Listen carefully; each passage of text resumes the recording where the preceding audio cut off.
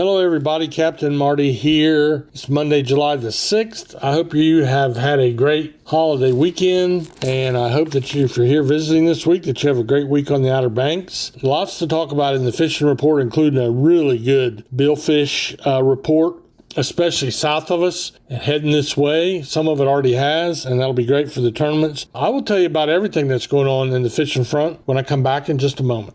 Red Drum Tackle in Buxton is the oldest complete tackle shop at Cape Hatteras. And being the closest tackle shop to Cape Point, Red Drum Tackle has been welcoming fishermen to Hatteras Island with a wide selection of bait and tackle, skilled custom rod builds, rod and reel repair, expert knowledge and information since 1974. Red Drum Tackle knows how, when, and where to fish. To acquire this fishing brain power, visit them online at reddrumtackle.com. Red Drum Tackle, the oldest complete tackle shop at Cape Hatteras and the closest to Cape Point in Buxton. Ahoy there, folks. Captain Ben Brown here, and I want to invite you aboard the Miss Oregon Inlet II. She's a modern 60-foot headboat outfitted with the latest top-quality safety and fishing equipment. We make multiple trips per day out of the world-famous Oregon Inlet Fishing Center. Visit MissOregonInlet.com or call us today at 252-441-6301, extension 1. So ditch the beach for a bit and set sail with the Miss Oregon Inlet II. Before I go any further, I thank you to everybody for joining our podcast. A lot of y'all come back on a regular basis. I'm grateful for that. Justin's grateful for that. Got a really nice text from Tom Cruise, not the actor, but my old longtime friend, Outer Banks artist from the north end of Roanoke Island. And Tom wanted to know, do we catch true albacore? And is it a tuna? Is it a true tuna? And occasionally we do catch true albacores. In fact, there's been a couple caught in the last few days, and they normally range further north, up off Virginia Beach and right on up past Maryland and up all the way up to the Grand Banks. But every once in a while we get some that venture south and we bump into them. And we rarely talk about them, but they are really, really good to eat. They are the lightest colored meat of any of the tuna family, which is probably why they're so good. Hatteras Fleet, though, we'll get on to the fishing report. The assault weapon went bottom fishing, had a nice catch of sea bass and triggerfish. Everybody else has been working on dolphin and blackfin tuna throughout the weekend. Saturday was a little better on the meat than Sunday, but this billfish bite, this is where I want to talk about that a little bit. Down below us at Morehead City, what a marlin bite. One boat had 15 sailfish and a white marlin. We mentioned Wade on the Labrador, Captain Wade out of Morehead City. He had a double grand slam with an extra blue marlin. So he had 3 blues, 2 whites, and 2 sails. Then went out the next day and caught 3 more blues and 2 or 3 sails or whites. And everybody is using the Omni sonars to their advantage to really have a great billfish bite. That bids well for us because coming up on the 22nd of this month, we will have the Dare County Boat Builders Tournament at Pirates Cove, and we need the fish to move up a little bit closer. Inshore at Hatteras, bluefish, sharks, a few triggerfish, and still a rare cobia. Oregon Inlet Fleet, they've had a couple grand slams over the weekend. Sailfish and blue marlins, just like everywhere else. The white marlin migration into our area has been really different over the last couple years. Supposedly, they're staying way above us, way up off Newfoundland. Anyway, we'll see. We got a great sailfish bite to fill in and a lot of blue marlin. Limits of dolphin or mahi. Some of the boats went tile fishing. All in all, pretty good weekend for a holiday weekend. A lot of folks out fishing. Inshore, the Oregon Inlet Fleet had the mix, had the blend of red drum, sheephead, bluefish, Spanish mackerel, and trigger. Spanish mackerel leading the way on that list, though. A lot of fun to catch them. You can troll around a little spoon, or you can stop and sight cast they break on the surface, so you kind of always know where they're at. And it's fun doing catch and retrieve on a Sting Silver or a gotcha plug, whether you're doing that from a pier or from a boat. Now, surf fishing, it's kind of the same thing. Nothing to write home about, but there is that summertime variety that's fun for family fishing.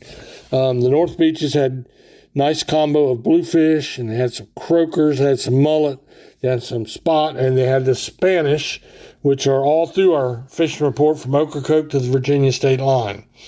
The Hatteras the Hatteras beach fishermen down on Hatteras Island had a good Spanish mackerel bite down there, a mixture of bluefish, sea mullet, croakers, and some pompano down that way. And everywhere it's catching the occasional shark. Sometimes it's a 6 or 7 foot long shark. Sometimes it's just the little dog sharks that are a couple feet long. But pier fishing is kind of scrappy. Water temperatures hold steady at 78 degrees at the Rodanthe Pier with croakers and spot. And then Rodanthe, Jeanette's Pier is holding steady at about 74 degrees. They've had bluefish, they've had Spanish. We're not seeing the big kings or the trophy fish off the end of the pier so much right now, but it'll all change, so we'll keep that in mind. Keep in mind also that pier fishing enables you to go fishing without a fishing license. You're covered just like you are on these charter boats by a blanket license. So that might be one reason to get out on the pier. Also, you want to remember this time of year, if you want to increase your chances, especially when these small bottom fish are biting, you need to fish really early in the morning. I preach it a lot, but when I say early, I'm not talking about 8 o'clock in the morning. I'm talking about 5 o'clock in the morning. When the sky is just starting to light up, you want to fish right in the break. The fish come in and feed right behind the breakers. It's a good time to use bait. When I say bait, of course it's good to use bait. I'm talking about meat. Could be sand fleas, could be fresh shrimp. By the way, the fresh shrimp are starting to run now. I was talking to Randy over here in Engelhard in church yesterday, and he did mention that they're starting to see some shrimp back in the sound now, and that'll do nothing. Boy, the last few years we have had some great shrimping. So I'll keep you posted on what kind of shrimp they are and when's the time to move. In the very beginning, they'll be a little bit on the small side, but they're delectable and great eating regardless. Now, we'll take a little break right here. I'll come back. I don't have a whole lot to talk about in the backcountry, but what I do have is encouraging, so don't go anywhere, and I'll be right back. Let's be real. No one wants to deal with nasty varmints like mice, roaches, creepy crawlies, and critters. Leave that work to the experts at Outer Banks Pest Control. Outer Banks Pest Control is the best on the beach when it comes to eradicating those unwanted creatures. They've been in business for over 25 years with well over 100 years of combined exterminating experience. Specializing in both commercial and residential properties, Outer Banks Pest Control has all the tools and equipment necessary to take on any pesky job. They pride themselves on top quality customer service and workmanship. Hey, if it ain't red and yellow, it's just some coattail riding fella. Outer Banks Pest Control, the best on the beach with a proven track record of excellence since the year 2000 and online at outerbanks-pestcontrol.com.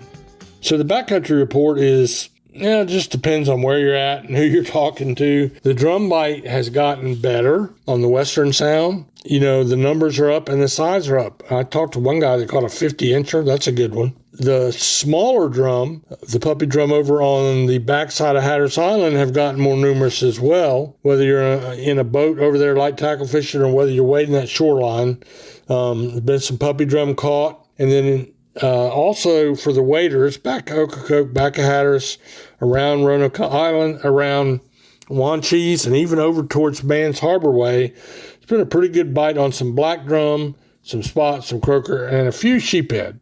Little Bridge has been picking up a few of all those species. Actually, they had a pretty decent bite on black drum. Little Bridge is the smaller of the two bridges on the Manteo Nags Head Causeway. Another free fishing spot on the Outer Banks. If you want to find out more about free fishing spots that you don't need a boat, maybe you would go over there and check out Tony Lombardi's walkingangler.com. It's a good spot to go to find out all the opportunities and a lot of how-to information that applies to anything to do with the surf, the piers, or the backcountry. WalkingAngler.com. You'll be glad you checked it out. That's my report for you today. I hope you had a great weekend and hope we get a little of this rain that's forecast, but it's going to be hit and miss, and it's not going to be anything that's going to keep you off the beach for very long. So have a great day, and may the good Lord bless you richly.